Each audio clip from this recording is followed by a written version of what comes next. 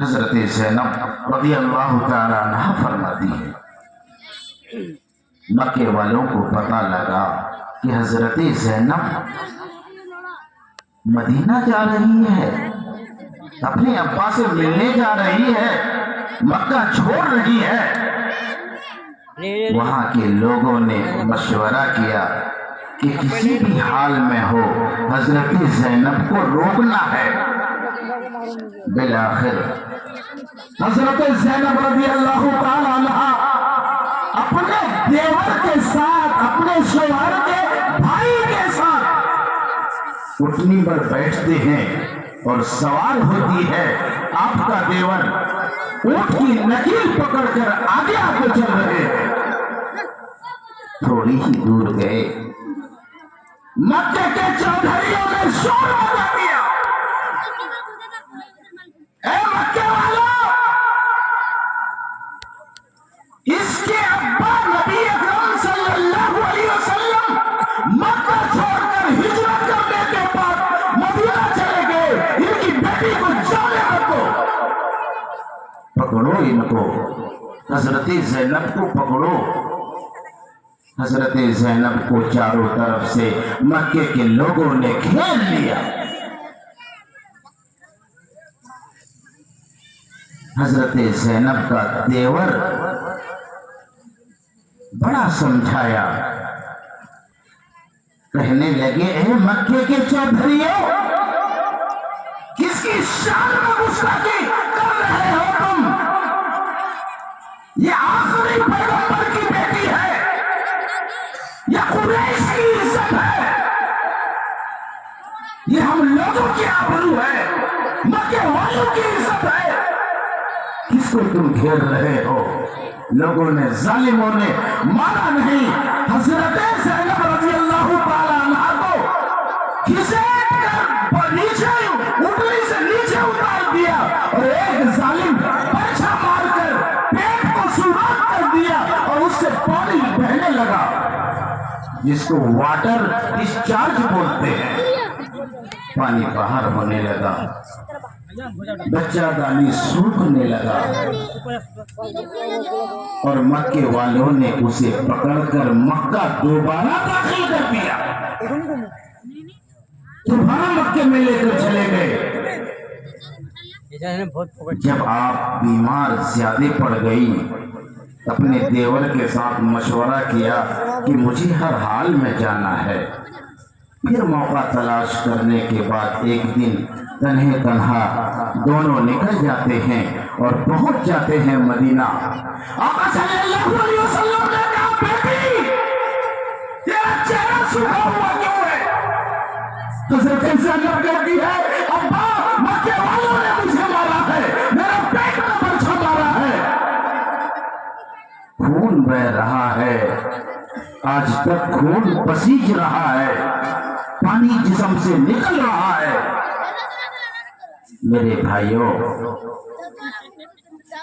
बेचारी बीमार हो गई, बदन का पानी सूख गया, खून खत्म हो गया। आका सल्लल्लाहु अलैहि वसल्लम ने फरमाया, ए बेटी, और रब की तरफ मुखातिब होकर फरमाया, मौला, इस दीन मतीन के खातिर मेरी बेटियों को मारा जा रहा है, मेरे जानिसारों को मारा जा रहा है, इस दीन मतीन के खातिर। मेरे भाइयों, हजरत तशरीफ फरमा है अल मुख्तसर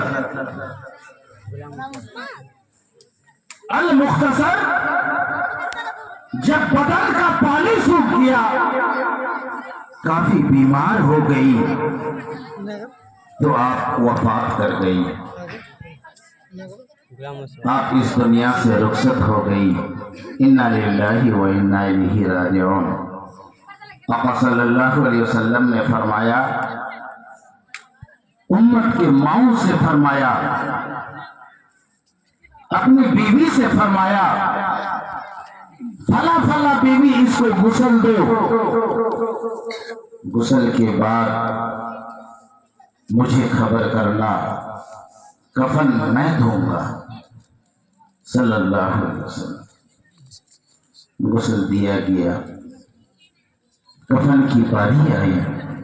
आका सल्लल्लाहु अलैहि वसल्लम ने फरमाया, ऐ ज़ैनब, अभी इसी वक्त फिलहाल तुम्हारे अब्बा के पास इस पुरानी चादर के अलावा कुछ नहीं है।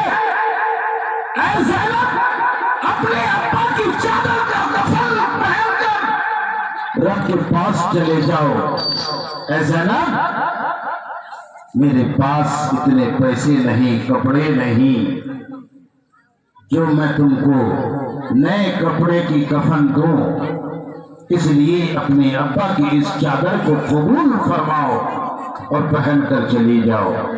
मेरे भाई, ये वो पैगंबर जूते की नोक से अगर पहाड़ की तरफ इशारा करते, पहाड़ तुमको सोना बनना हो गया, वो पहाड़ सोने का बन जाएगा, बन जाता। अगर आका सल्लल्लाहु अलैहि वसल्लम किसी के तरफ इशारा करके कह देता, ए पेड़, दरख्त, फला फला सामान, तू सोने का बन जा, तो सोने का बन जाता।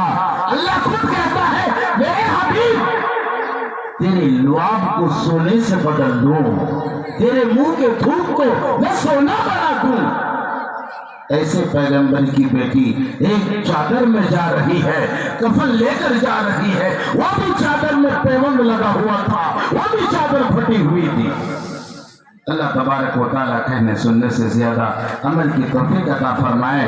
अल्लाह तबारक व तआला हमारे और आपके घर में 100% दीन का दाखिला अता फरमाए। अल्लाह तबारक व तआला हमको, हमारे बच्चियों को मोबाइल पर कंट्रोल करने की तौफीक अता फरमाए। अल्लाह तबारक व तआला माशरे की सुधार पैदा फरमाए। मेरे भाइयों, मैं अब आपको ये दावत देकर जाता हूँ कि हर आदमी अपने घर पर कंट्रोल रखो, क्योंकि अर्रिजालु क़व्वामूना अलन निसा, हम और आप एक हाकिम हैं, हम और आप एक बादशाह हैं। अगर हमारी बेटी गलत होती है, उसका जिम्मेदार बाप है, उसकी माँ है, उसके भाई है, इसलिए उस घर की निगरानी करना, उसकी हिफाजत करना, बहन की आबरू की हिफाजत करना उनके भाई और उनके बाप की जिम्मेदारी है। अल्लाह तबारक व तआला हमें कबूल फरमाए। व आखिरु दावाना अनिल हम्दुलिल्लाह।